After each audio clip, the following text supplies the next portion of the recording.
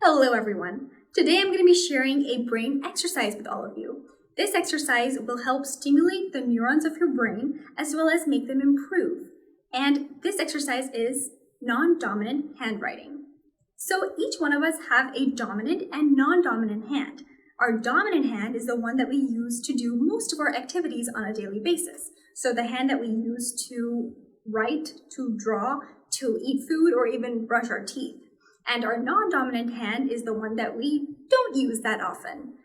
So this can differ for every person, but usually people have their right hand as their dominant hand and left hand as their non-dominant hand, but vice versa is also fine. It depends on each person.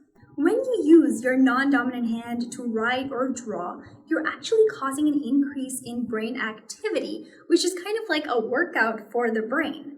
And when you will be doing non-dominant handwriting, you will also be teaching your brain a new skill, which will cause new neurons and new connections to grow within your brain, making your brain stronger. Because our brain is such a fascinating organ that actually grows stronger through mental stimulation. In fact, throughout our lifetime, our brain is continuously learning, developing and growing new neurons. When I was taking my training with futuristic learning, I learned that our memory is actually also like a muscle. So just like we train the muscles of our body to make them stronger through exercises and through the right diet, there are also exercises to train the muscles of your memory to make them stronger.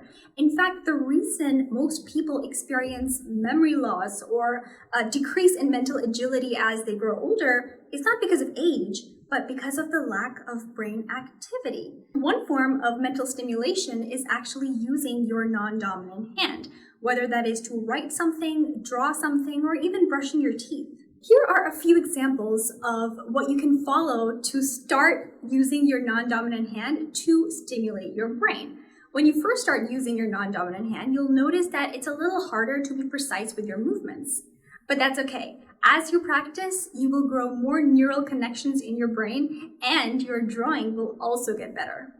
This exercise also helps unleash creativity. So for example, if you're writing an essay and you're going through a creator's block, try doing one of these sketches with your non-dominant hand for a few minutes.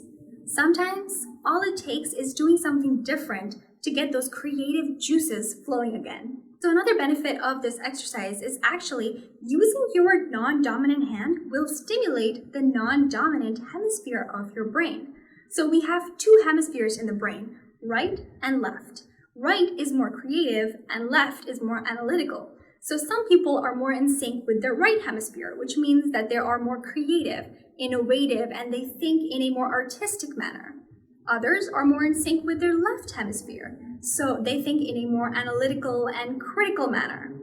So doing this exercise will actually help integrate the right and left hemisphere of your brain. Implementing small changes in your daily routine, such as this exercise, will help increase your mental agility and memory.